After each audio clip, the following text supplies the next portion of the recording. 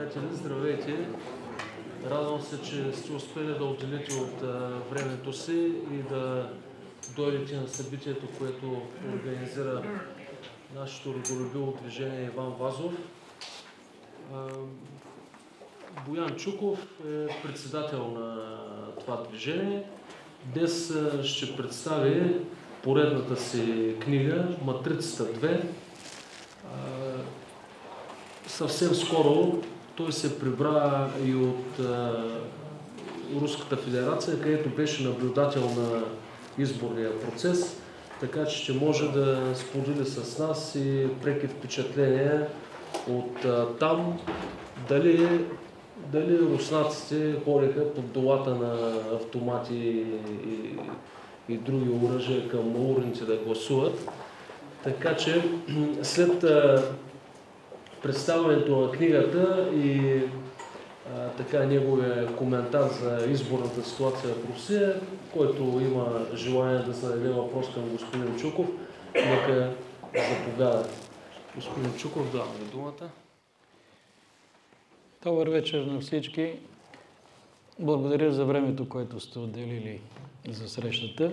Срещата е обявена като представяне на последната ми книга "Матрицата 2". Станимир правилно каза, че предполагам, че ще има интерес от страна на присъстващите по отношение на това как са протекли изборите в Руската федерация. Да, имах удоволствието да присъствам на президентските избори. За моя най-голяма радост не бях в Москва, не бях в Санкт-Петербург, които повечето от вас сигурно познават много добре. Попаднах в Башкирия, Башкортостан, в град Уфа. За мен също беше едно приключение, тъй като никога не съм ходил толкова далеч на изток в Русия. Ще си позволя също да кажа няколко думи по отношение на изборите, но в Башкирия. И разбира се, предполагам, че ще има интерес и към ситуацията в света, нейната геополитическа проекция и естествено къде е България в цялата тази игра и къде се намираме ние и за какво се борим. Първо ще бъда много кратък по отношение на книгата. Тази книга, фактически, в нея са събрани основните ми медийни изяви за един определен период. Винаги, когато съм давал интервюта или съм писал коментари, анализи, винаги съм се опитвал да давам тенденции. Тоест тенденция, която да е предложена на своя читател, а той, разбира се, ако се съгласи с нея, ще може по-лесно да нарежда пъзела във времето, тъй като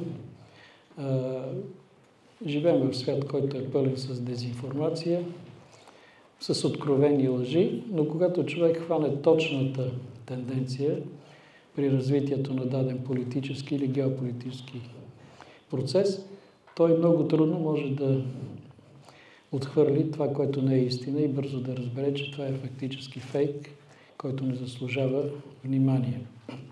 От друга страна, в книгата винаги съм се старал да давам възможност на читателя с няколко изречения да коментирам даден акцент в материала, който, разбира се, нерядко предизвиква желание човек да застане пред компютъра, пред своя таблет, да натисне Google, да потърси повече информация по темата.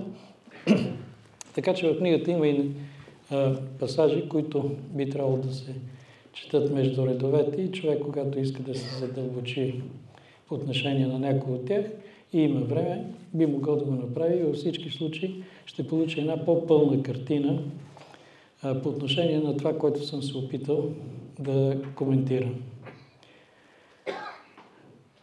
Как предпочитате да говорим за геополитическата обстановка в света като начало или да започнем с впечатленията ми и това, което бих искал да ви кажа по отношение на президентските избори в Русия?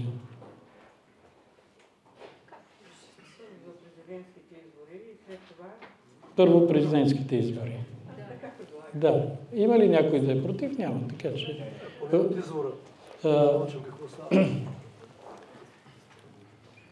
Трябва да ви кажа, че на 12-ти този месец пристигнах в Москва. В Москва, общо взето, организацията не беше на най-доброто ниво. Имаше така леко брожение, не беше ясно кой къде за какво. И трябва да ви кажа, че аз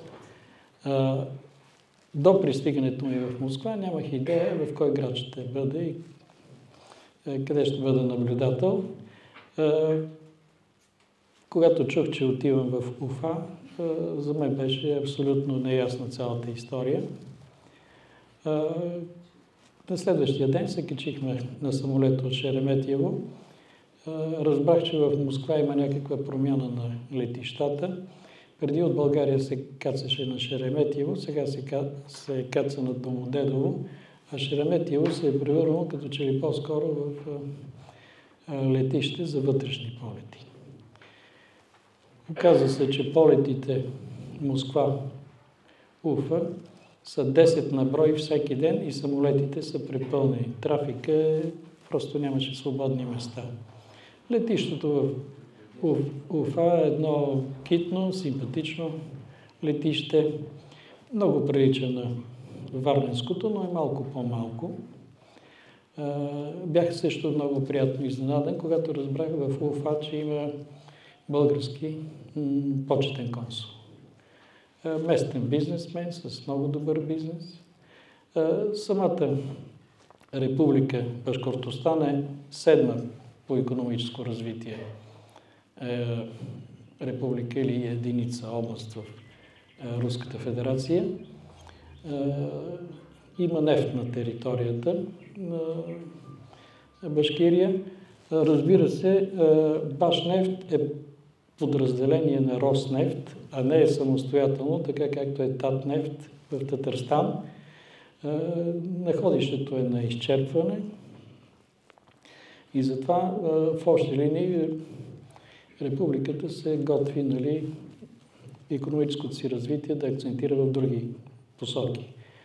Високотехнологична република, строят се самолети. В Башкирия се произвеждат няколко вида хеликоптери.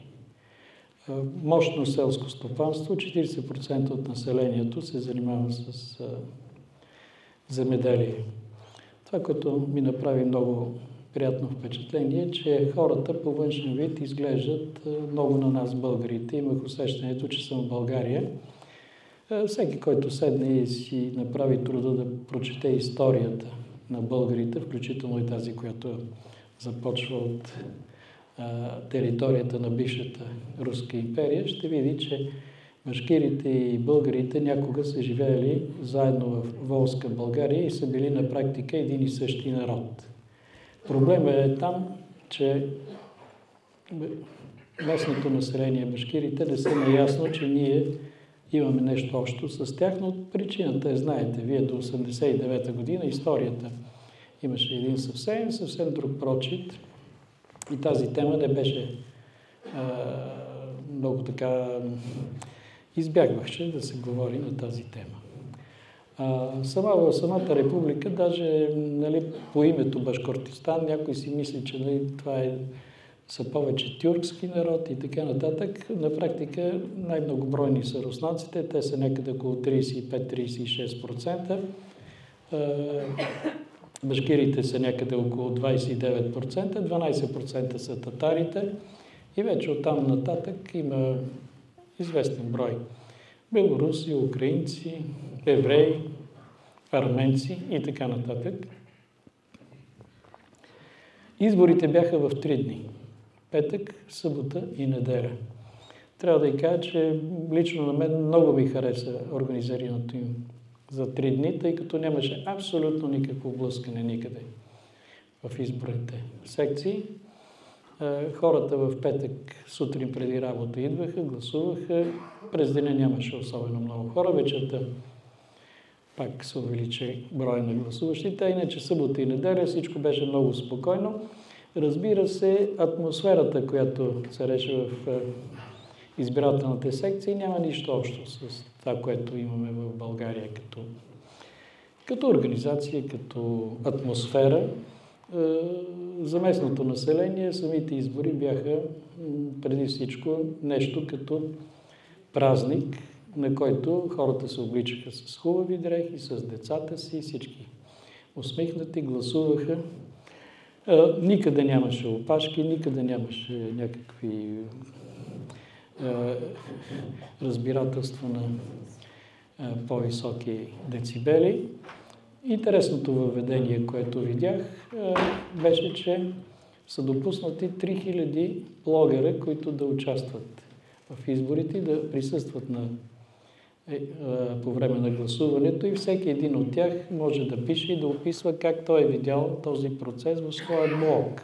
Тоест, даваше се една допълнителна възможност за прозрачност, за това да има мнение на страшно много хора, и общо взето по време на изборите бяха написани някъде около 15 000 коментара за това как са протекли самите избори. Разбира се, във всички избори винаги има неща, които така да се казват, нарушават нормалния ритъм. Имаше един случай, в който млад човек се опита да пусне в една от избирателните урни 2 портрета на Навални, не се получи. Възрастна жена се опита да залее с зеленка бюлетините в урната, пак не се получи, но това са фактически, ако мога да кажа, инцидентите, ако въобще това може да бъде наречено инцидент. В града имаше център за управление на републиката, където беше и предизборния щаб.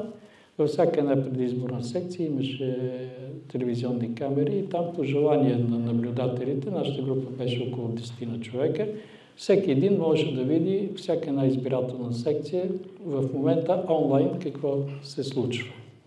Там се събираше и цялата информация за гласуването.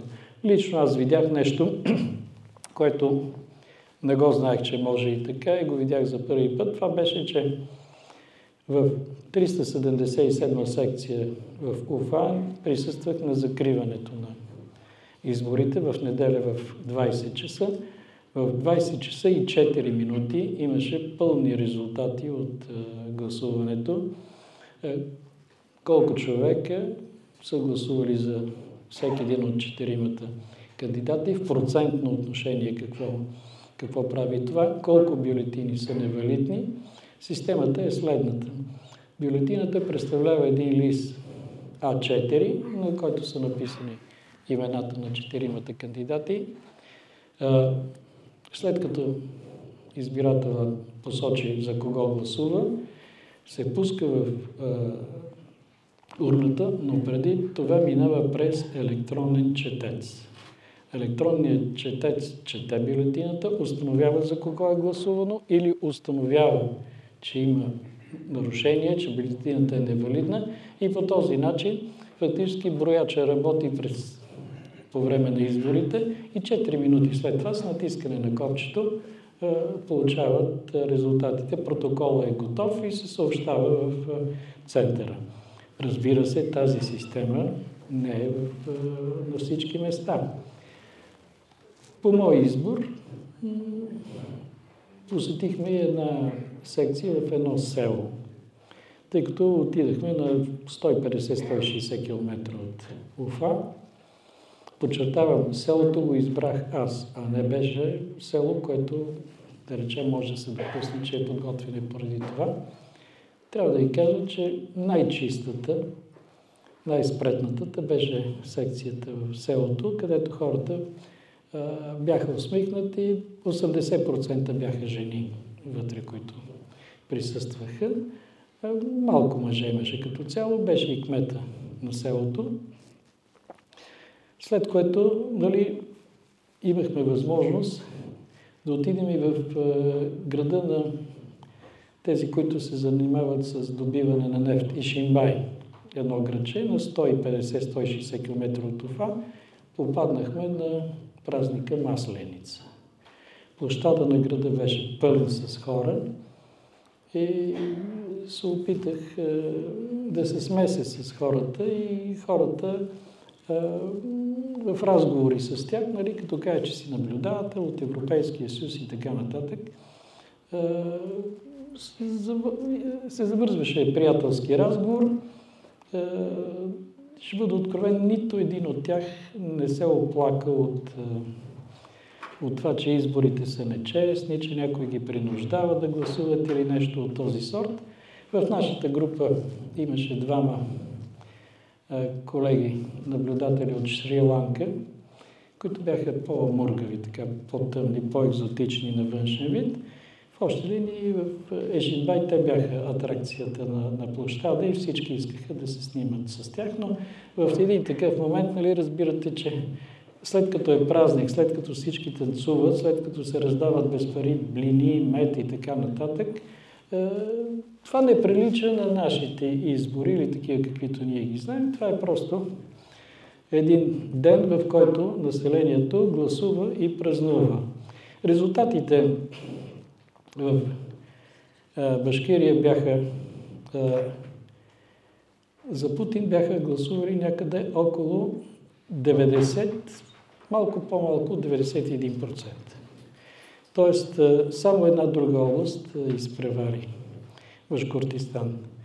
Аз тук се шегувам, като ме питат, нали, какво видя на изборите, викам, никъде не видях в 6 часа автоматчици, изпратени от Путин да бъдат населението и да го карат да гласуват. Напротив, както ви казах, хората усмихнати, весели, изпълниха своя граждански дълг. Имахме възможност да видим и прочутата местност Торатао. Това е един коралов остров. В района до Ишимбай е имало някога преди 285 години океан. Острова е 500 метра и разбира се, когато разпитах как се е казвало преди това, изкочиха понятията като тангра и така нататък. Тоест отново се усетих и се почувствах в България. Трябва да ви кажа, че с удоволствие съм рекламен агент туристически на Башкортистан. Невероятна красота, пещери, резервати, уникално място, където уникално място, което единствено в света има див мед. Има диви пчели и се предлага див мед, нещо, което е уникално. Кухнята прилича на нашата, разбира се, със спецификата на местната. Прословутото блюдо още от Москва, като тръгвах, беше веяна патица. Знаете, Пекин пък има други патици и така нататък. Групата ни беше много добре подбрана, в смисъл такъв, паснахме си като колеги. Имаше от Сърбия, имаше представител на Австрия, имаше и две колежки от Казахстан. Неприятно впечатление направи групата от Казахстан, която общо взето в началото търсеше някакви провокации, търсеше нещо да намери нередности. След като видяха, че нищо не се получава, се отказаха от тези свои намерения. Очевидно е, че там алкохола не е на мода като пиене. По време на обяди и вечери никой не предлагаше алкохол, сервираха се сокове местни. Само казахстанките по тяхно искане искаха постоянно да показват как пият казахстанските жени като руснаци. Така че в този план имаше и такава екзотика и такива моменти. Това, което прави впечатление в републиката е, че навсякъде в администрацията са само млади хора. Трябва да ви кажа, че тук-там имаше по-възрастни хора, които бяха изтеглени на втори план. Виждаше се, че младите отиват, консултират се с тях, но запознах се и говорих с първия вице-премиер, с министърката на външно-икономическите връзки, с замминистърката на външно-икономическите връзки. Вице-премиера беше по националност башкир, министърката беше рускиня, замминистърката беше татарка, както тя каза. И за мен имаше един такъв интересен момент, когато тя ми каза, че татарка, казах, значи ти си българка и си наше момиче. Оказва се, че младите там не си познават историята. Когато го чу това нещо, вика, та вече се прибирам в къщи и почвам да чета. И на другия ден сутринта, вика, прав сте. Прав сте. Така че в това отношение тепърва има да преоткриваме тези земи, в които са живеели българи, заедно с тези народи, които са останали по места, и тези народи също преоткриват своята история. Заминахме си на един ден. На следващия ден, в понеделник, си тръгнахме, след като в неделя вечерта приключиха изборите. Отново самолетите бяха препълнени, отново нямаше абсолютно никакви места. В Москва, като се прибрахме в хотела за това кълцо, то беше точно срещу външните работи, руския МИД. Беше направена една учебна тренировъчна тревога за напускане бързо на хотела, предвид обстановката, в която се намира Руската федерация. Беше много смешно, защото колегите от Шри-Ланка нищо не разбираха и се мотаха и постоянно питаха какво става. Викам, трябва да напускаме, вървим след теб, където отидеш, и ние сме подир теб. Слезахме от 13-ти етаж, като слезахме долу на улицата, видяхме, че хората върват спокойно и разбрахме, че всичко е учебно. Направих впечатление някои представители на балкански страни, които мрънкаха постоянно и искаха от руснаците някакви пари, нещо да им помагат и разни такива истории. Стана въпроси за това, ще има ли хонорари на наблюдателите. Аз нямах идея дали ще има хонорари или не. Накрая се оказа, че има такива хонорари, които ще бъдат дадени от Обществената палата. Аз бях в групата с 4 българи. Ние бързо се свързахме, тъй като не бяхме всички в едно и също място. Имаше в Перн двама, имаше в Самара друг човек. Разбрахме се по телефона и оставихме нашите хонорари с молба да бъдат предадени в полза на децата на Донбас. Така че в този план от българска страна също имаше, нали, една такава постъпка, за разлика тук от нашите южни съседи, които общо взето не постъпиха по този начин, но в крайна краща всеки си има свои собствени разбирания. Имате ли въпроси по отношение на изборите, на които да се опитам да ви отговоря, като предварително искам да ви кажа, че аз имам впечатление от там, където съм бил.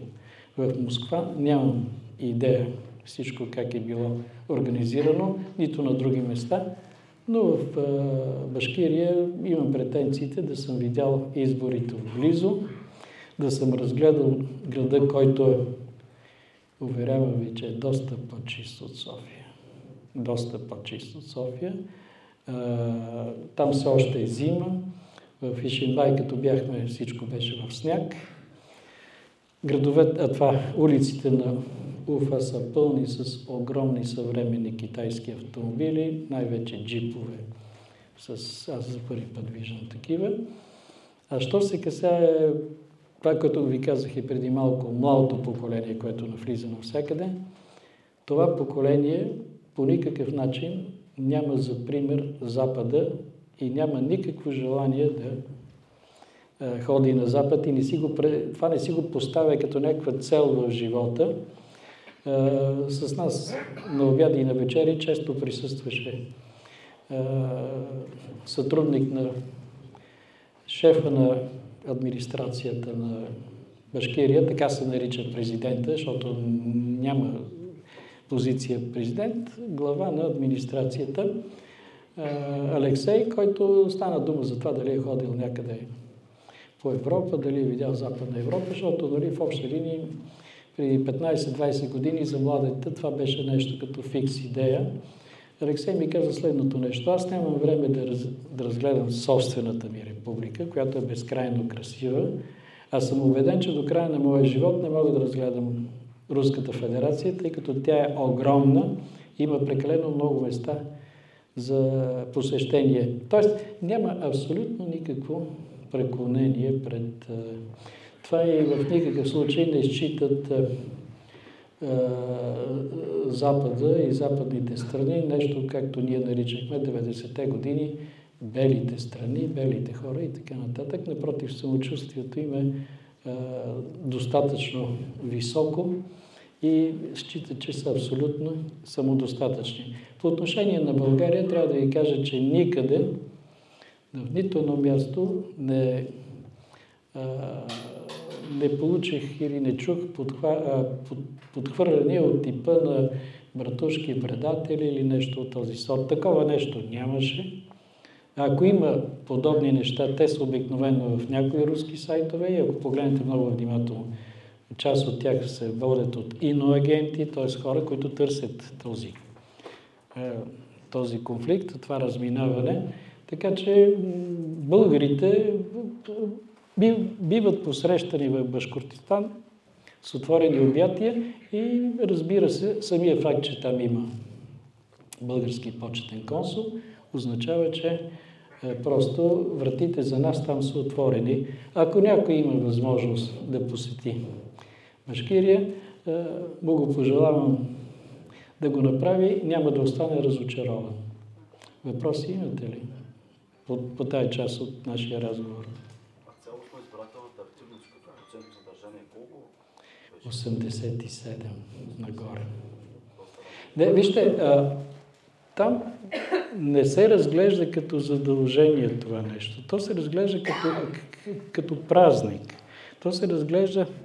Има хубава, така, отпред се чува музика, вътре всичко е подредено. Младите хора, които гласуват за първи път, получават някакво дребно подаръче, тефтерче, химикалче. Просто съвсем друг е подход. Аз съм бил наблюдател преди време и в Узбекистан. В Узбекистан е абсолютно същата история. Даже трябва да ви кажа, че аз, разбира се, бях тогава наблюдател в Ташкент и Самара и трябва да ви кажа, че в големите секции в Ташкент, където гласуват много хора, има създадени специални детски стаи, където се викат учителки от детски градини и където родителите, когато искат да гласуват, могат да си оставят децата там, да гласуват спокойно и да си заминат. Няма нищо общо като нагласа, като това, което се вижда с изборите, които се провеждат в България и в Западна Европа. Подходът е друг, но не напразно. Става дума за цивилизация, която е различна от западната цивилизация и разбира се, нещата се виждат по съвсем друг начин. Други въпроси?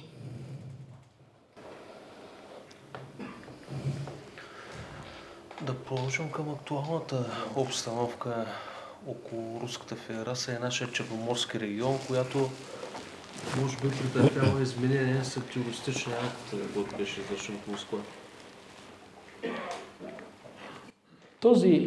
Тази кървава драма, която се разиграва в Крокус, центъра в Подмосковието, фактически би трябвало за да разберем какво се случва, ние трябва да върнем лентата назад, поне малко назад, за да видим как се стигна до този момент. И разбира се, ще се опитам да ви дам моята гледна точка. В никакъв случай нямам претенцията да съм някакъв камертон на истината, който каквото каже, няма нищо друго, което като не съвпада с моето мнение да е верно. Значи, вижте, даже в началото на нашата среща, тук едно от момчетата, мой приятел близък, ми зададе следния въпрос. Аз нещо се съмнявам в Владимир Владимирович защото нещо много го лъжат. Той си призна публично, че веднъж го излъгали, след това го излъгали с Минските споразумения, след това в Истанбул на преговорите, излъгали пак и така нататък. Та може ли един човек на това ниво, толкова информиран, толкова често да бъде лъган? А защо ние считаме, че той наистина е бил излъган, а не е играл игра, с която да удължава времето?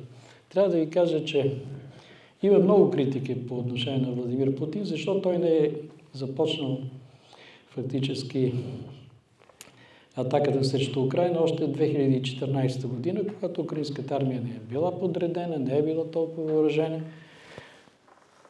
защото Русия тогава не беше готова. Русия не беше готова. Първо, за тези години от 2014 година Русия трябваше да реши един основен проблем. Проблемът беше да бъде автономна по отношение на изхранването на населението. Трябва да ви кажа, че в момента в руските магазини и в Москва, и в Уфа е пълно с хранителни продукти, няма липса на каквото и да е.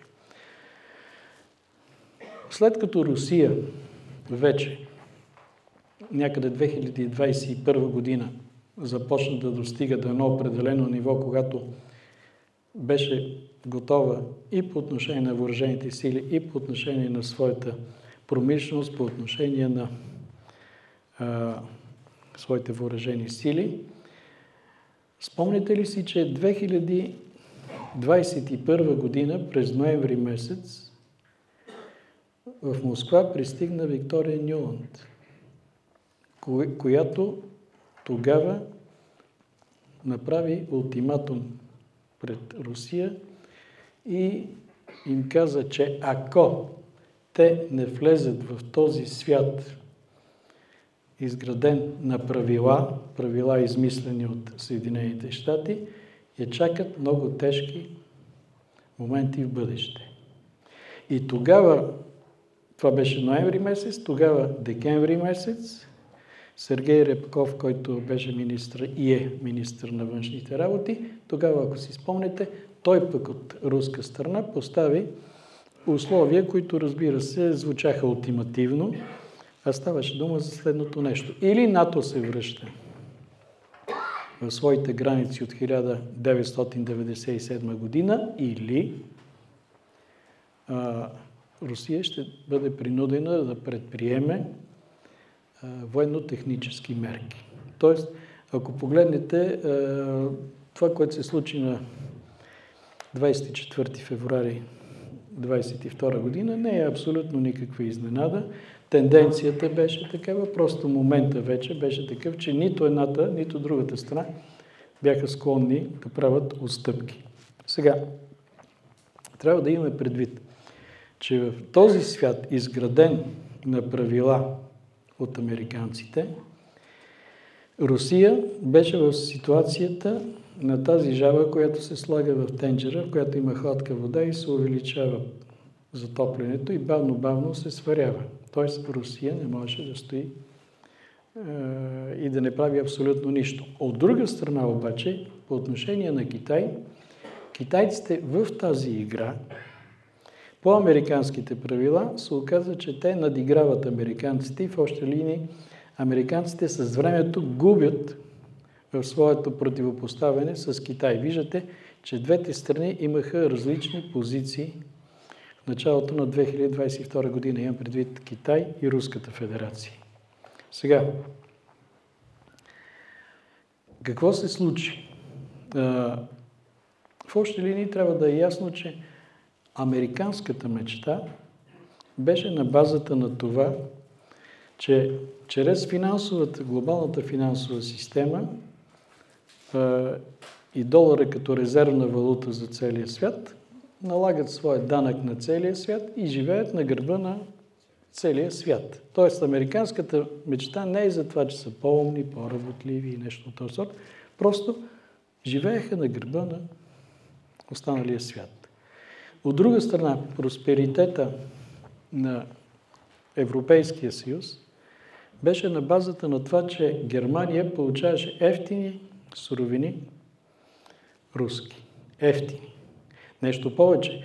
Германия беше в ситуацията на България по времето на Тодор Живков, когато получаваше 2 пъти повече суров нефт и половината от него изнасяше в Западна Европа и получаваше валута допълнително в своя бюджет. Същото правеше и Германия, която получаваше по-големи количества природен газ, с който можеше и беше необходим за нейната индустрия, и останалия го изнасяше на други цени в Западна Европа. Какво стана?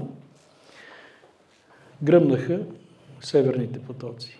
Като гръмнаха северните потоци, започнаха да изчезват тези ефтини енергийни суровини. Някой казва, като си толкова привърженик на Русия и на Путин, що караш, примерно, кола Мерцедес, а не си купиш москвич? Контравъпросът е, ти що караш Мерцедес, който е построен и има тази цена, защото в него са включени ефтините руски енергийни суровини. Ги махни суровините и си купи същата кола, да видим дали си я купиш.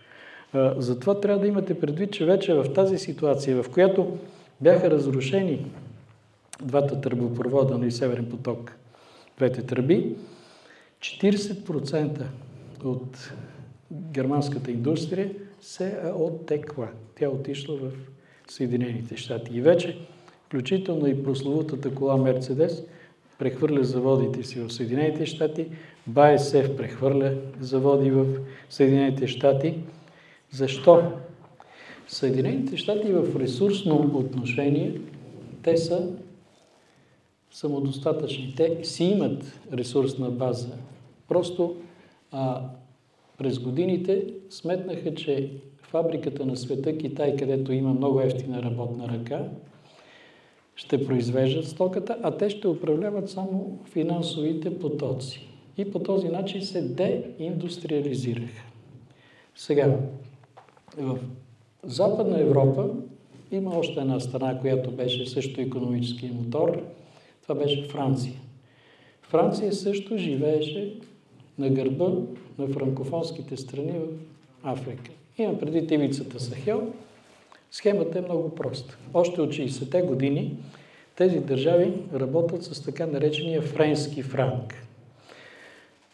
Купуването на суровините, имам предвид Нигер, Мали, Буркина Фасо, сега и Сенегал, между другото, избра президент, който също е антифренски настроен, те експлоатираха местното население. Например, урана от Нигер беше много по-евтин. Французите го взимаха, обогатяваха го и го продаваха на цени, които бяха много по-високи, т.е. евтина суровина. Крайният продукт е изключително скъп. Нещо повече. Парите, с които се плащаше на тези страни, бяха френски франк. Френския франк обаче, тези държави бяха задължени да ги държат в Френското министерство на финансите, в френските банки. Тоест, като тези пари, които стояха в тези френски банки, те нямаха лихва. Тоест, те бяха без лихва. Нещо повече, заради самото съхраняване на тези пари в тези банки, те плащаха ежегодно пари. И още един много важен момент. Елита, компрадорския, продажния елит на тези държави, си държаха всичките сметки във Франция и имаше един бонус за тях.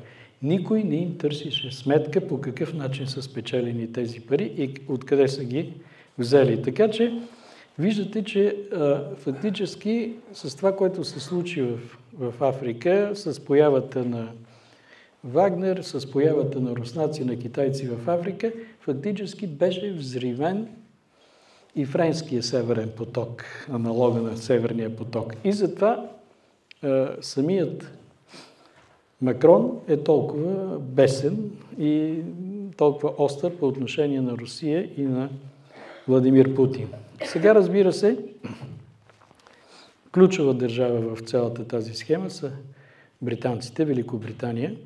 Знаете, че в Великобритания с прословутото Сити, което е в Лондон, Там имаме също управление на финансовите потоци. Британия е интересна държава. Знаем, че още от времето на Иван Грозни британците винаги са се стремили да се настанят в държави, откъдето могат да изпомпват ресурси, суровини. И всички знаем, че такива държави са били в Азия, например Индия, откъдето държавата е била жестоко експлоатирана, но в същото време зад кадър винаги е била експлоатирана и Руската империя, т.е. Русия. Ако погледнем след Октомврийската революция, ще видим, че една голяма част от природните богатства на новата държава, наречена Съветския съюз, е била дадена на концесия преди всичко на британския бизнес. Трябва да ви кажа, не е толкова известно, но известният Феликс Дзержински, освен всичко друго, за което знаем, че е бил, той е бил, така да се каже, ръководител на звеното на институцията, която се е занимавала с концесии, даване на концесии на западни фирми и компании. Злите езици говорят, че Феликс Дзержински имал и сметки в швейцарски банки. Така че нещата не са толкова еднозначни и такива, каквито общо взето сме ги учили в идеологизираната история преди 1989 година.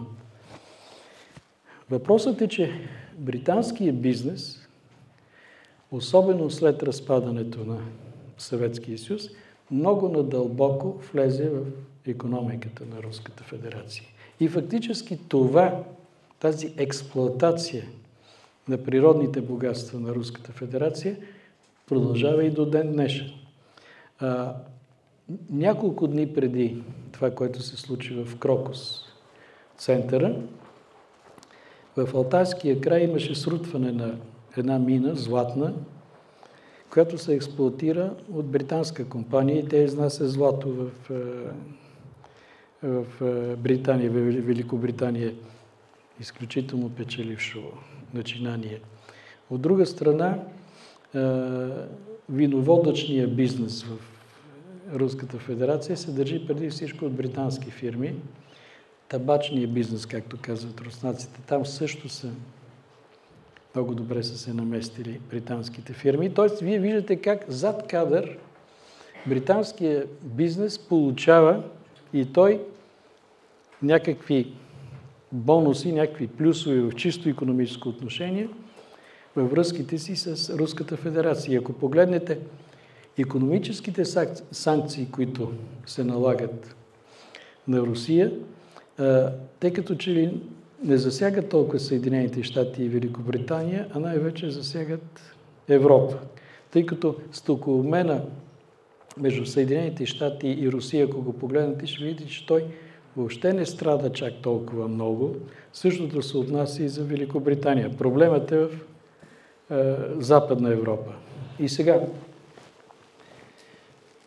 трябва да имаме предвид, че американците смениха концепцията си по отношение на външната си политика. В Съединените щати управляваща партия в момента е Демократическата партия и ние често срещаме понятието неокони. Неокони в България, за съжаление, някои хора считат, че неоконите са само в Демократическата партия. Неоконите са и при демократите, и при републиканците. С идването на власт на Доналд Тръмп, той изгони повечето неокони от Републиканската партия и те отидеха в Републиканската. Неоконите са последователи на философа Лео Штраус. Още ги нарича штраусианци. Но това са хора, които са преди всичко с корени в Източна Европа. Това са хора, които са от Украйна, от Русия, от Беларус, от Полша, от Чехия, от Словакия и така нататък.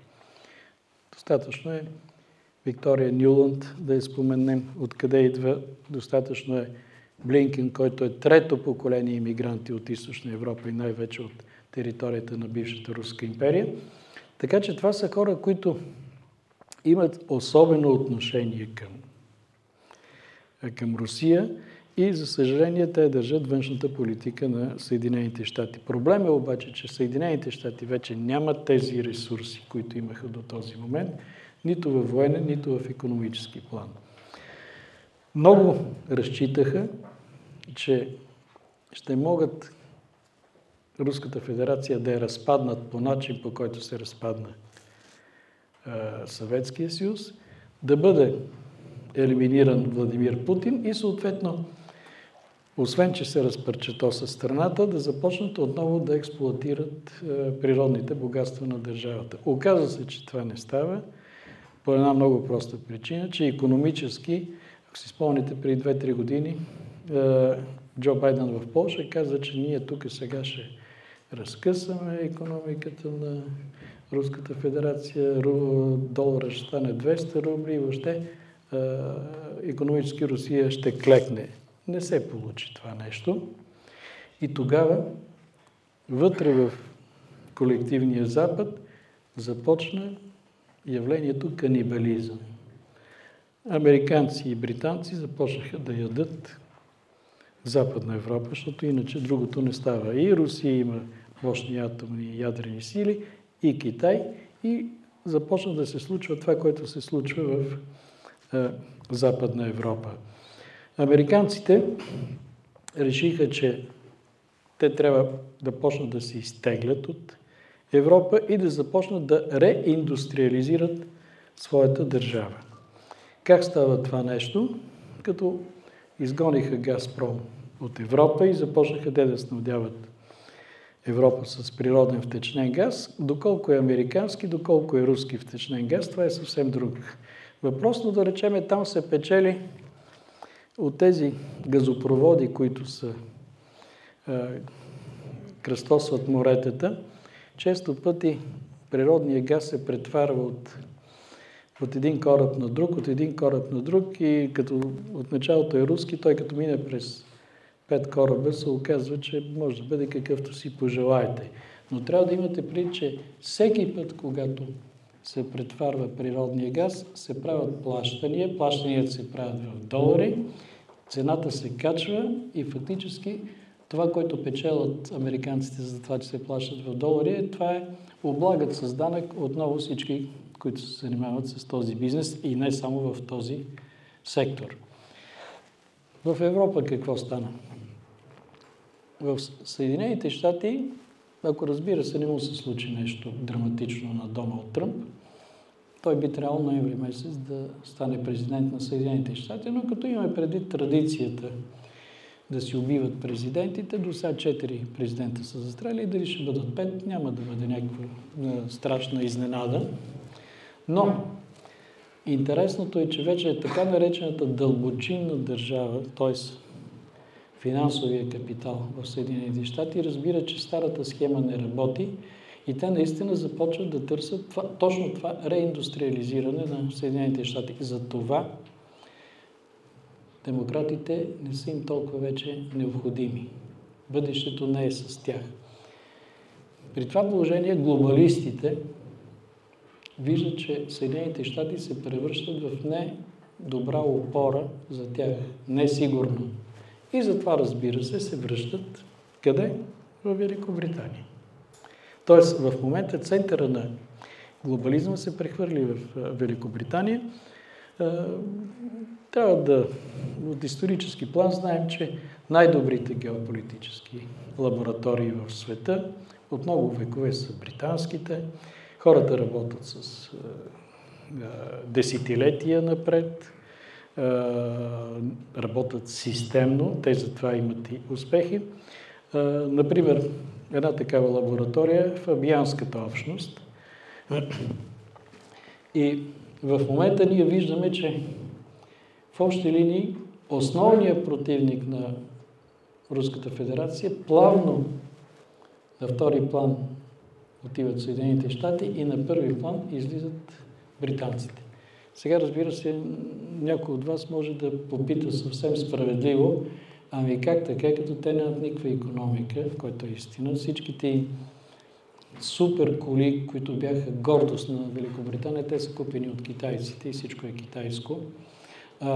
Армията на Великобритания също е много смешна, тя е много малка. Знаете, че тръгна един самолетоносач британски, изчупи му се ветлото, върна се обратно. Тръгна един боен кораб, не можа да излезе от пристанището. Броя на войниците е много нисък, но винаги съм твърдял, че Великобритания е особена държава. Това е световно глобално разузнаване, което си има своя собствена държава. И Ми-6 е уникална структура и даже заради самия факт, че примерно повечето хора не знаят как се финансира Ми-6. Ми-6 се финансира с парите на британския кралски двор. Това не е от бюджета. Затова, нали, когато казваме, че британската кралица или крал сега, те са някакви такива сватбени генерали, които са само за традиции и така нататък. Не, напротив. Те определят стратегията, а стратегията е, както ви казах, десетилетия напред. В този план Великобритания в целия свят, където имала интереси, има много сериозни лобита. Тоест, агентурата на Ми-6, тя е наследствена. Тоест, дядото е бил агент, бащата е бил агент, сина е агент, внука ще бъде агент. Тук една скоба, за да побългаря малко историята. Предполагам, че много от вас са си задавали въпроса, как така се оказа, че на партийната номенклатура до 1989 година част от децата не успяха да получат абсолютно никакво развитие, защото техните родители са били комунисти или нещо са били от Държавна сигурност, а на други деца, със същите родители или номенклатура на БКП или висши служители на Държавна сигурност, се оказаха, че за тях няма абсолютно никаква пречка да получат кариерно развитие, нещо повече, да стигнат до много високи нива в администрацията. Отговор е много прост. Те получават за заслугите, които са имали техните бащи и техните дядовци по отношение на колективния Запад в момента, преди 1989 година. Така че по този параметр може да видите в общи линии кой е в цялата тази игра. Така че британците също се намират в тежка ситуация, защото Путин бавно започва да затваря кранчето на британския бизнес. И преди това, което се случи в тази мина в Алтай, златната, това започна да излиза в руските медии. Събитието, което се случи в конгресна там на концерта, фактически измести моментално темата присъствието на британския бизнес в Руската федерация. Тъй като на тях в този момент не им е изгодно това да се раздухва, тъй като руското обществено мнение бавно, но започва да се настройва и все по-често може да прочетете в интернет или обикновените форуми, където казват англичанка гадите. Това е един израз, който от времето на голямата игра назад в историята. Така че, ако погледнете основните събития, които стават в Руската федерация, и то мероприятия, които са насочени срещу Владимир Путин, почти винаги има британски след. Американците за по-скоро големия слон с томахавката и дебелото тесте с пари, но интелекта, мозъка, финните комбинации ги правят британците и трябва да ви кажа, че наистина са майстори в това отношение. Сега някой казва, защо това не се случи по време на изборите? Нали? Самата Виктория Нюланд също каза, че на Путин му предстоят много неприятни изненади. Тоест имаше съвсем конкретна заплаха. Да си помисли малко. Ако това се беше случило по време на изборите, всички го очакваха да се случи, защото на 7 март, включително и американците твърдят, че са дали сигнал на руснаците, че се готви такъв терористичен акт. Ако си спомнете, и американското посолство, и не само то, редица западни посолства предупредиха своите граждани на територията на Руската федерация да не отиват на места, където се събират много хора, да не ходят по концерти и така нататък. Тоест, всички очакваха това да се случи по време на изборите. По време на изборите това не се случи. Естествено е хората да въздъхнат и да кажат: окей, размина се това, и точно след това имаме... Тоест, ефекта изненада при подготовката на подобни мероприятия е изключително важен. Сега, нали, това нещо, което се случи, е насочено не само като цяло срещу Руската федерация и руския президент.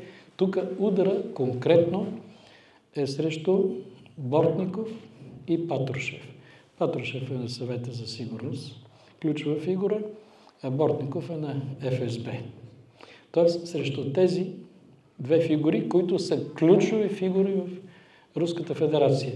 За мен, след Владимир Путин, втория човек по важност в Руската федерация е Патрушев.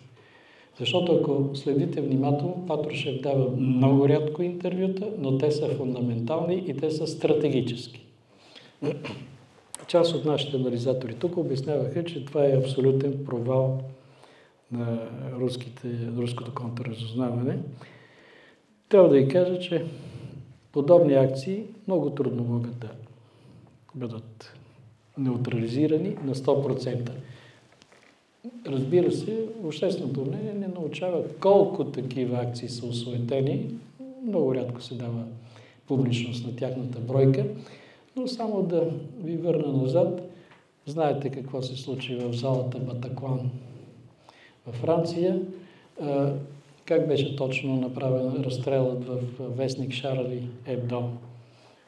Слязаха брадарковците с автоматите с едно такси пред редакцията, качиха се горе, разстреляха ги всички и си отидаха. Тоест, също французите и тяхните служби не би трябвало така с лека ръка да се обвиняват, че нищо не се е случило. Още повече, че специално в Западна Европа една голяма част от тези джихадисти, които ги хванаха, много висок процент от тях са хора, които са агенти на някоя западна специална служба или, примерно, по някакъв начин работят с местната полиция. Тоест, там също има моменти на пропуски, но така е. Никъде никой няма гаранция. Така както, примерно, когато се говори за противовъздушната отбрана, никъде няма противовъздушна отбрана, която 100% е в състояние да елиминира всичко, което лети по посока цели, които защитава. Но тези терористични актове, които бяха на територията на Руската федерация, може би още повече жертви имаше в Беслан преди време, когато бяха убити, мисля, ще ми излъжа, 340 няколко човека. В Батаклан в залата имаше нещо подобно. Но дайте да видим кога се случват тези неща, дали те не са свързани с нещо, което е вътрешно-политически план много важно. Във Франция тези терористични събития, актове, които бяха, те се случиха, да ви припомня, по времето, когато Франция щеше да продава някакви кораби, които трябваше да носят хеликоптери, трябваше да ги продава на руската армия. Британци и американци предупредиха французите да не го правят това. Те казаха: гледайте си работата, гръмна това залата и още други терористични актове. И какво се оказа в края на краищата? Французите се отказаха да продават корабите на руснаците, купиха ги египтяните. Някъде четах, че след това руснаците са ще да ги купат от египтяните, но дали се случва това или не мога да ви кажа. Но когато има подобно събитие, то винаги е свързано с вътрешната политика и външната политика на държавата, най-вече външната, която не се харесва на глобалните фактори. И те по този начин се опитват да предупредят управлението на държавата да се коригира. Същото в исторически план, ако погледнем историята на Турция. Знаете, че Турция има 3 военни преврата в най-новата история на Турция. Кога стават преврата? Официалното обяснение е, че тук да върнем принципите на Ататюрк, светската държава и така нататък. Всеки път, когато се прави преврат в Турската република, е когато външната политика на Турция започна да се сближава с тази на Руската федерация или тогава на Съветския съюз. С Руската федерация беше, когато беше неуспешният опит за преврат, когато искаха да убият Ердоган. Така че, особено ислямският тероризъм, за да можете да осмислите това, което се случва, винаги си го представяйте като въоръжена ръка на мощна разузнавателна служба. Такива истории с един брадарковци, които решили, прочели там Корана накриво и се радикализирали и тръгнали по Европа да правят най-различни неща, това са за наивници. Затова, ако сте забелязали, при подобни събития изкачат експерти по исляма, които ви потопяват в секти, сектички, имена, различни наименования на терористични групировки. Контингентът джихадисти, които се занимават с тероризъм, е един и същи. Това са едни и същи хора, които се прехвърлят в най-различни групи, слага им се етикета и се ползва. И тогава това дава възможност да се пусне тази димна завеса в медиите и хората започват да разсъждават върху темата от коя клон на исляма са терористите, от коя секта са, но никой не си задава въпроса как така те имат такова медийно присъствие в целия свят, как така някои терористични групировки имат официални офиси в известни европейски столици. Например, по времето, когато Ал-Каида беше хит, те имаха офис в Лондон и всеки, който искаше да вземе интервю журналист, трябваше да се запише там и получаваше, ако се одобри, да вземе съответното интервю. Ако си спомнете, прословутия лидер на ислямска държава Багдади се оказа, че е свързан с Мосад и че едва ли не е кадрови служител на Мосад. Ръководството на ислямска държава, от експертите по исляма никой не го казва това нещо, там имаше най-малко мюсюлмани в това ръководство. И пак да ви припомня, когато се оказва, че те са добре въоръжени, по едно време даже имаха и такива леки бронетранспортьори и така нататък, по погрешка десант американски изхвърли една камара оръжие на територията на Ирак и те отидаха и го прибраха. Или да речем, ислямска държава влиза в даден град, всички напускат казармите и вътре е пълно със стрелково оръжие, с което те се въоръжават. Майкъл Флин, ако се спомните, имаше такъв генерал, той трябваше да стане съветник на Доналд Тръмп. Преди изборите обаче отиде в Москва и в Кремъл вечеря с Путин там в една зала с много хора и след това, като се върна, казаха, че е агент на Русия и няма да стане съветник на Доналд Тръмп. Напротив, започнаха да го съдят. Разбира се, нищо не се получи, но той не успя да вземе своя пост. Та Майкъл Флинт официално, като бивш ръководител на американското военно разузнаване, призна, че ислямска държава е рожба на специалните служби на Съединените щати. Но тук имайте предвид, че всички тези радикални ислямисти и тези групировки, които са много известни, паралелно с американците работят и британците. И тук вече на този терен започва сблъсъка между Съединените щати и Великобритания. И тук вече британците, разбира се, като по-хилав партньор, но не по-глупав, в определени моменти отстъпва, но както виждате, британците много успешно вкараха американците в драмата с Хамас и събитията в ивицата Газа, тъй като там също очевидно има британска следа.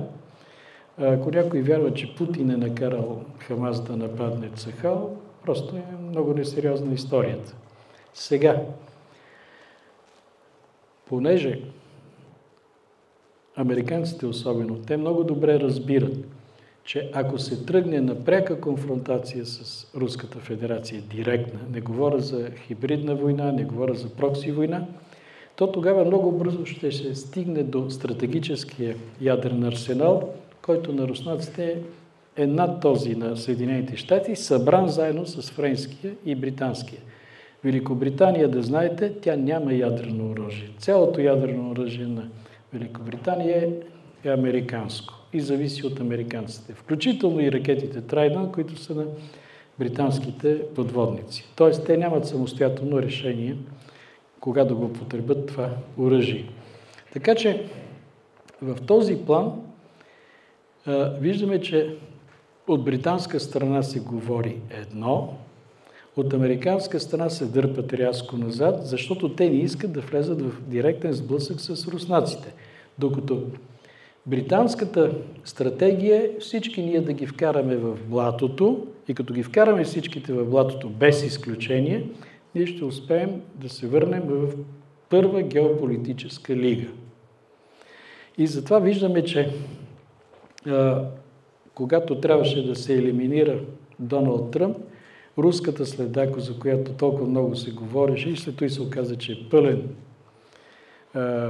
пълна лъжа, беше измислена от британската фирма частна аналитика, която беше пълна с бивши служители на британското разузнаване. Тоест, още веднъж ви обръщам внимание, че британската работа е много финна, много деликатна. Тя трудно се забелязва и хората не са винаги в състояние да установят и да усетят почерка. Общо взето в България сме свикнали да говорим за посолството, за козяк, но когато казваме за посолството, вече е крайно време да си задаваме въпроса, а за кое посолство? За кое? Нима мислите, че позициите на британците в България са по-хилави и мършави от тези на американците? В никакъв случай, трябва да ви кажа. От това, което аз знам. Аз знам не малко, но и доста много не знам.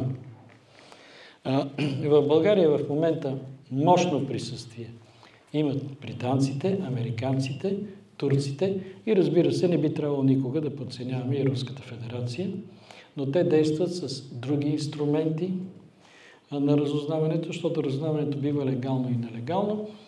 Руснаците в момента са много по-силни със своето нелегално разузнаване, нещо, което владее до съвършенство и нещо, което западната цивилизация не е в състояние да употребява по простата причина, че хората от тази цивилизация, те не могат да се претворяват, не могат да играят ролята на хора от друга цивилизация. Докато при славяните това е нещо, което се прави и често пъти с огромен успех. Искате ли да преминем в диалогов режим? Само един момент, приятели, аз ще се възползвам от позицията на водещ и ще помоля господин Чуков да направи един бърз коментар на моментната ситуация политическа в нашата страна.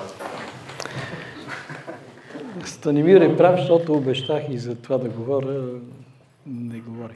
Значи, вижте, за да разберем какво се случва в България, трябва да разглеждате ПП като някаква плевня, като някакъв килер на Демократическата партия на Съединените щати, по-точно на неоконите. Не би трябвало да ги разглеждаме като политическа партия, би трябвало да ги разглеждаме като хора, които са на заплата към Държавния департамент. Не се шегувам. Не се шегувам. Така че виждате, че в момента тези момичета и момчета направиха пълен дъмпинг на продажното поведение по отношение на България. Тоест, те казаха на всички, на който трябваше, ние сме готови да направим абсолютно всичко, само и само да ни оставите на власт. И вие виждате сега при това положение как започват да звънят от тук, от там и да настояват те да останат на власт. Центъра на глобализма в Европа се намира в Брюксел. Това е брюкселската администрация. Тоест, виждате, че Европарламента, Европейската комисия, те подкрепят точно тези хора, които обслужват неоконите, които обслужват глобалистите, които обслужват Демократическата партия. Но с появата на перспективата Тръмп да влезе в Белия дом, виждате, че в България така някъде плахо се обажда този онзи, който започва да защитава Тръмп. Има така един младеж конституционалист, който пише редовно в труд оди за Доналд Тръмп. Той беше съветник на президента, отиде на една по-дълга специализация в Съединените щати и като се върна, първата му работа беше да напусне президентството като съветник и да излезе в медиите и да каже: Радев за нищо не става, той е агент на Кремъл. Така че в този план при нас шоуто е много, как да ви кажа, много елементарно и вече почти никой не се хваща на него. Виждате, че така наречения евроатлантически медиен спецназ, това са хора, които са подбрани, които имат пълен достъп до българските медии и които обаче, ако погледнете малко, ще видите, че това са грантаджи към разни НПО-та, някъде били на специализация, някъде се ангажирали срещу някакви лични бонуси, да имат определени позиции и така нататък.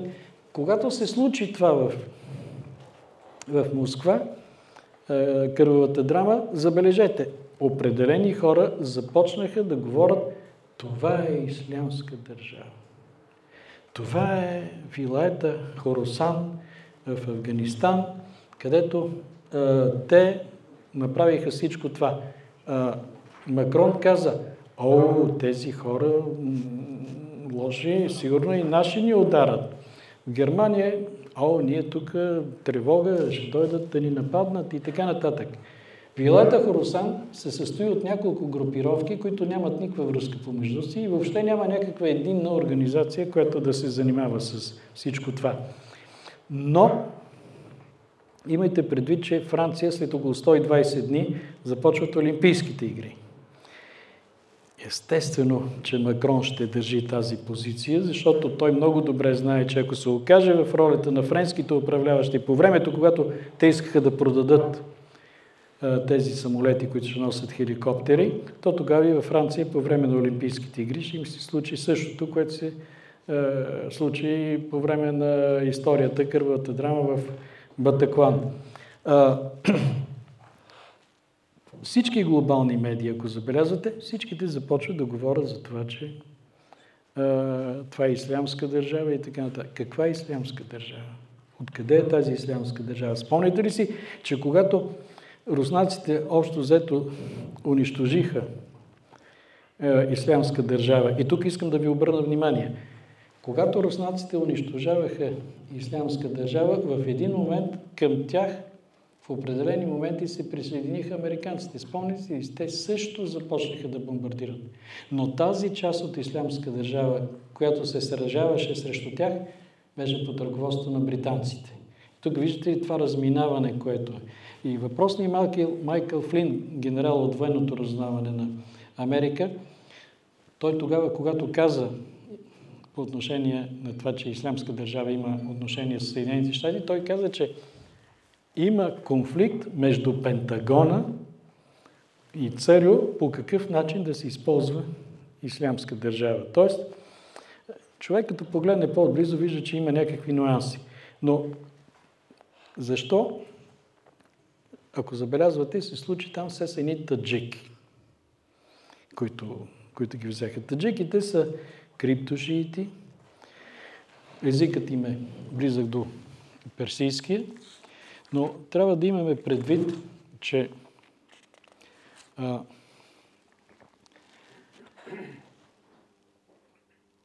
съществува радикална ислямистка партия в Таджикистан и тя се нарича Партия за ислямско възраждане на Таджикистан.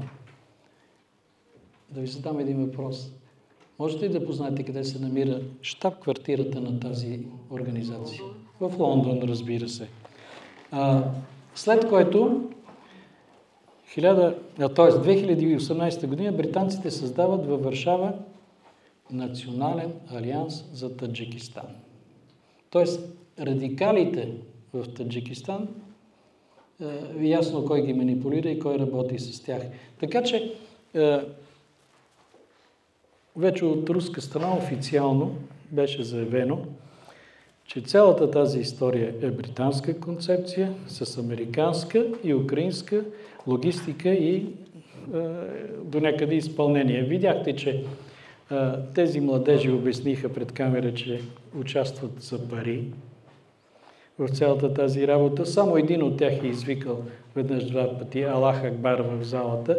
Иначе в други случаи знаете, че реалните радикални ислямисти, те са шахиди, жертват се и така нататък, докато тези се опитаха да се изнесат. И къде се изнасят? Изнасят се за Украйна, където твърдят, че има отворен коридор, в който да избягат. Разбира се, тук имаше една дезинформация, че това не е така, защото те са се насочили към Беларус, но това е манипулация, защото те се хванаха за думите на Лукашенко, който каза, ако се бяха насочили към Беларус, то нямаше как да влезат, защото ние бяхме готови и така нататък. Така че тези нюанси, нали, когато излезат експерти в кавички в нашите медии, те ги губят автоматично веднага и пак същите тези експерти, които са експерти по исляма, разбира се, да ви припомня, преди година и половина заявиха следното нещо, че Путин направи фатална грешка, тъй като изпрати чеченците от Ахмат да се бият в Украйна и това ще доведе до мощен етноконфесионален конфликт, както на украинска територия с местното население, така и вътре в руската армия. Какво се оказа? Оказа се, че бабите и дядовците по селата в Украйна, като чуят Аллах Акбар, викат наши пришли. Така че в този план имайте предвид, че в момента сме подложени на много така мощна дезинформационна кампания, но предвид вече до някъде скептичността на българина по отношение на официалните източници на информация, имам предвид трите основни телевизии, където има черен списък и където, да речем, определени коментатори нямат никакъв достъп вече близо 2 години, а само определени се развъртат. Ви е ясно, че няма да чуете оттам точно това, което се доближава до истината. И един от начините, по който можете да познаете кой къде играе и дали това, което той говори, съвпада с истинските му намерения. Тези, които са реални противници на глобалистите, в Фейсбук и в YouTube се вкарват в специален режим. Пускат се сенчести алгоритми и на тях им пада гледаемостта ужасно много. Ако някой противник на глобалистите излезе по медиите и го има в YouTube и говори нещо, което, например, страшно харесва на другите, които са консерватори и които са антиглобалисти, но го виждате през ден по националните големи телевизии, получава огромен брой гледания, 200К и така нататък в YouTube, да знаете, че има един проблем и трябва да се позамислите дали той наистина не играе някаква друга роля. И последно. Американците работят предимно с така наречената десница, която се счита по презумпция в България, че тя е антируска и прозападна. Британците играят много по-деликатно, те играят с турбопатриотите. Турбопатриотите в Източна Европа много често се оказва, че са британски проекти и забележете България сега какво става. Този сектор патриотичния или да речем даже проруски настроен, той започва да се цепи. Създават се формации, които започват да разединяват този електорат и естествено да го отслабват. Имате ли въпроси към господин Чуков? Да. Само момент. Какво мислите ви? Ще бъдем ли отцапани в тази война или няма? След като има предвид няколко факта. Има международни контингенти, където участват български военни, например в Румъния. Тук ще се създаде международен контингент, както знаем, значи огромна американска база. Тие неща няма да се създадат от стремежи към някаква художествена самодейност. Те се създават с определена цел. Как виждате ви, ще накарат ли в Украйна, ще отцапат ли в тая война или не? След като министъра на отбраната заявява, че трябва да се готви за война. За мен това е престъпление, което веднага той трябва да бъде подведен под отговорност, след като прави посредство за масова информация, открита пропаганда за въвличането на България в война. Значи, първо искам да ви кажа, че България под една или друга форма вече е въвлечена в тази война. Спомните си Корнелия Нинова, която се кълнеше, че ние не изпращаме абсолютно никакви боеприпаси в Украйна. Всички разбраха каква е формулата. Продаваме оръжието на Пешо, Пешо го продава на украинците и ние казваме енд-юзера на това оръжие, на крайния потребител е Пешо. А Пешо какво ще прави с него си е друга работа. Абсолютно същата беше историята и с Ислямска държава. Саудитска Арабия купуваше оръжие от целия свят. Тя беше енд-юзера, в същото време то отиваше при джихадистите. Да, за съжаление България, особено в северната част на страната, има информация, това може да се види и в интернет. Строят се бази, в които ще могат да кацат бомбардировачи, които един Господ знае дали ще носят тактическо ядрено оръжие или няма да носят. Знаете, че от другата страна на границата в Румъния в момента върви огромно разширяване на базата Когелиано, което е зад Констанца.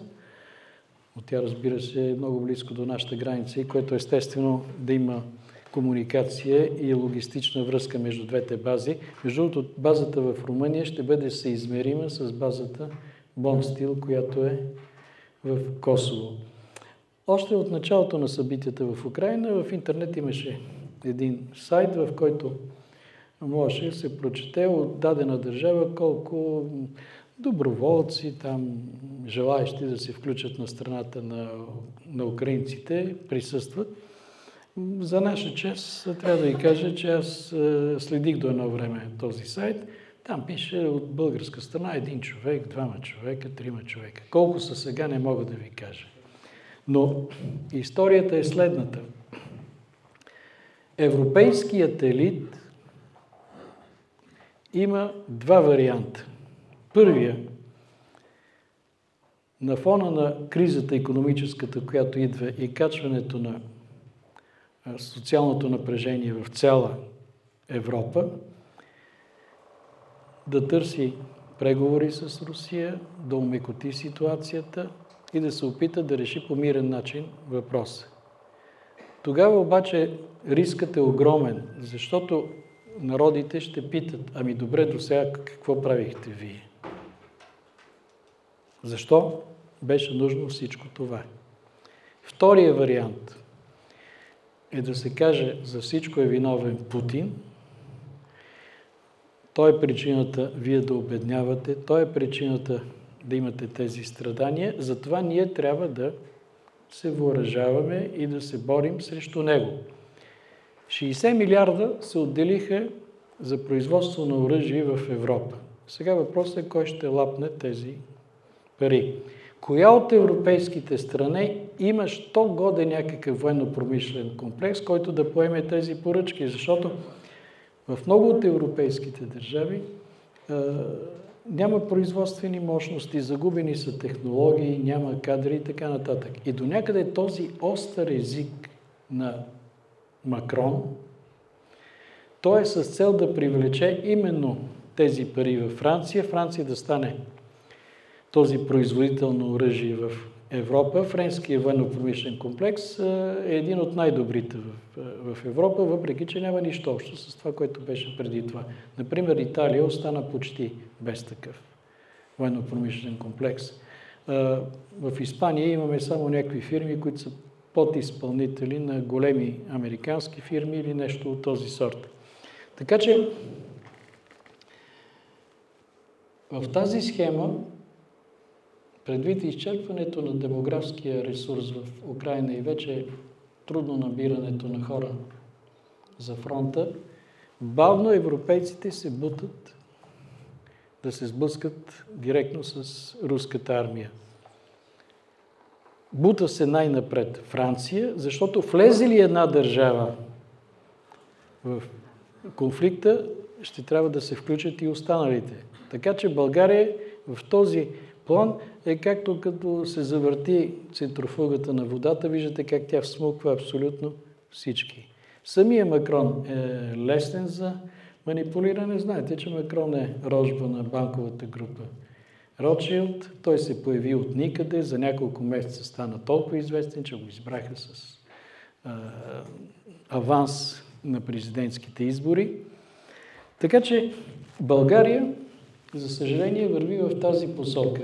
Това дали ще бъде Тагарев или няма да бъде Тагарев, аз не считам, че има някаква огромна разлика. Може би тук въпросът е доколко министра говори дразнещо за общественото мнение и доколко все пак случая с Тагарев, знаем, че той е бил на заплата в Киев, бил е съветник и така нататък и той, разбира се опитва да се докаже пред своите работодатели и, разбира се, предишни работодатели. И, разбира се, в България знаете, че колкото повече се говори антируски, толкова повече се счита, че човекът е подходящ да влезе в следващия кабинет и в следващото управление на страната. Разбира се, тези хора не си правят сметка, че към края на годината, ноември месец, ако станат тези промени в Съединените щати особено, Америка тотално ще се дръпне и тук всички ще останат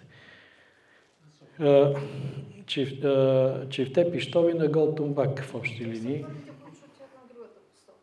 Разбира се. Вижте, статистиката показва, че във всеки един народ има между 6 и 7% от населението, които са готови да продадат майка си, баща си и който и да е, само и само да са във властта. И както виждате, България и затова са те едни и същи винаги. Какъв шанс има обаче? Въпрос към Чухов ли е? Въобще на гостът ме е само. Значи, вижте, не искам да бъда краен песимист по една много проста причина, че сега виждам, че при тази ситуация има някакъв шанс нещата бавно да започнат да се оправят, но всичко зависи от това какво се случи на бойното поле. По какъв начин ще бъде решен този конфликт. Защото ако конфликта не бъде радикално решен от Руската федерация, тогава и нейното бъдеще е застрашено, но е застрашено и бъдещето на страните, особено от Източна Европа, което ще трябва отново да се готви да влезе в конфликт с Руската федерация. Но е възможно да се разберат за определени зони на влияние. Русия иска буферна зона. Знаете, че Източна Европа до 1989 година беше буферна зона между Съветския съюз и страните членки на НАТО. Регионализирането на света става на чисто цивилизационна основа. Ние както и да го върткаме, колкото и да се обясняваме, че сме евроатлантици, англосаксонци, няма да стане. Ако отидете в Башкирия, ще видите, че цивилизационен план сме доста по-близко там. И в общи линии аз считам, че моето поколение едва ли, но следващите поколения ще живеят в един по-спокоен свят, ще живеят в семейството на така наречените незападни народи. Такива са включително и част от нашите съседи тук на Балканите. Но пак ви казвам, въпросът стои така. По какъв начин ще бъдат елиминирани в управлението на Съединените щати неоконите и глобалистите в този вид, в който ги наблюдаваме сега? Пак ви казвам, не съм толкова голям песимист. Защото, спомнете си, когато се срути Съветския съюз, една година преди това да кажеш, че Съветския съюз ще се разпадне и всичко това ще се случи, щеха да те помислят за луд. Когато почна да се говори за Брексит, когато го казах в медиите, че Великобритания ще излезе от Европейския съюз, ми казаха, че съм конспиролог, че нищо не разбирам, че това е изключено и така нататък. Така че историята подсказва, че има моменти, в които рязко се преобръща абсолютно всичко и да се надяваме, че този път ще се преобърне, така че ние ще бъдем в по-добра позиция. България като малка държава, тя не може да създава тенденции, не може да обръща тенденции, но ние можем да се ситуираме така, че да понесем най-малко щети при тези промени. Всичко зависи от управляващите. Но, за съжаление, те в момента са с IQ, което клони към епсилон, както казват математиците. Други въпроси, господин Чуков?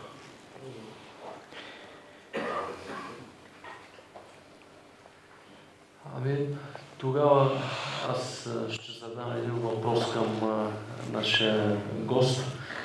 Господин Чуков, преди няколко дена, ден-два след кървавия атентат в Москва, беше публикувана една карта на ново разположение на руски бомбардировачи около украинската граница. Вие смятате ли, че беше отговорено към момента от руска страна по някакъв начин към Украйна за кървавия атентат, който беше извършен там? Да, ситуацията коренно се промени след събитията в Крокус Център Хол.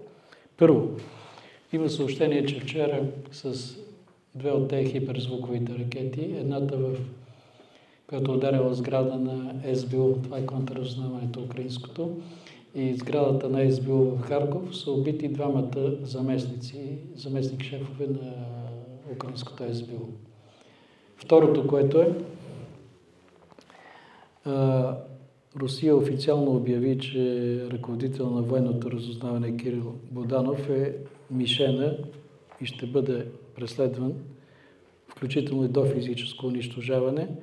И още едно изказване имаше от руска страна, че след още броени седмици, когато свърши мандата на Зеленски, Русия няма да го признае като президент, което означава, че той също се превръща в легитимна цел.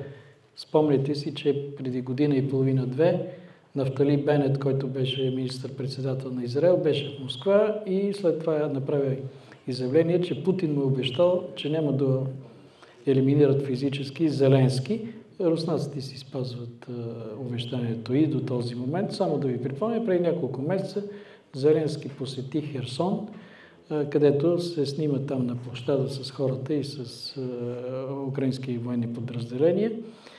Преди идването му руската артилерия престана да работи, той си направи фотосесията, замина си и след половин час продължиха отново да работи артилерията, т.е. очевидно те го пазят и си изпълняват задълженията. Така че в този план виждате, че и ударите по енергийната мрежа на Украина станаха коренно различни.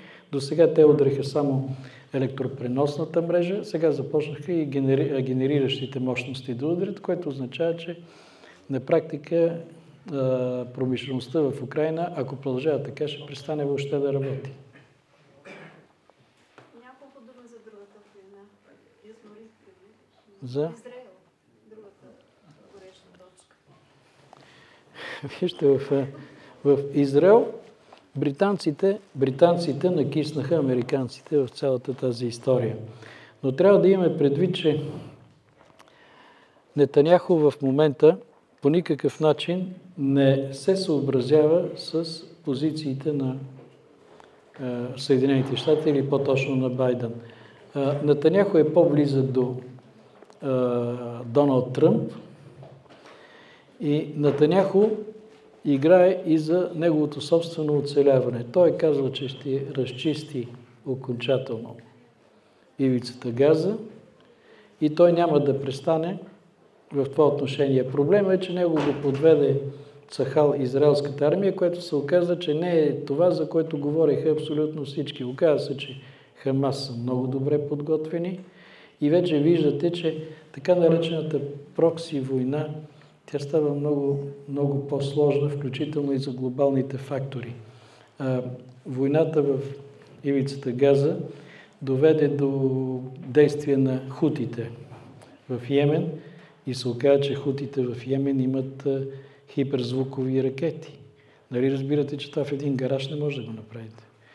Откъде идва това нещо? Дали е иранско, дали е китайско, дали е от някъде от другаде, но вече и Израел има някакви ограничения, тъй като много добре знае, че срещу него тези, които седят, могат да изкарат съвсем съвременно оръжие и се опитва да балансира, тъй като Иран определено не желае да се включва в цялата тази игра. И виждаме, че в момента в медиен план и BBC, и Ал Джазира работят срещу Израел и работят срещу Нетаняху. BBC е ясно какво е. Ал Джазира е проект на британците, това е BBC в умален вид в арабския свят. Тоест, за това, което ви говорих преди малко, има сблъсък между интересите на британците и американците, включително и по отношение на ивицата Газа. За съжаление, жертвите са огромни, загиват прекалено много цивилни, жени, деца, възрастни хора и така нататък. Драмата е чудовищна, но както виждате и арабския свят не се обедини така да застане плътно, а всеки започва да си играе своята собствена игра. Аз не виждам скоро време това да приключи.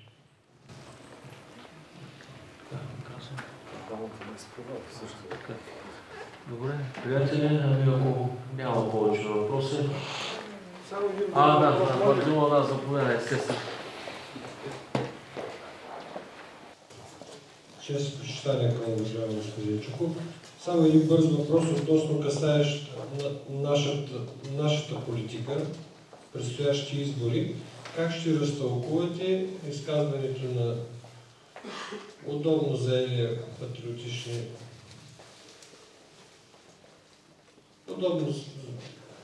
настаните граждани в патриотичния сектор, за това, че са готови на преговори и са готови с правителство, готови са на преговори с всички партии, с изключение на ДПС.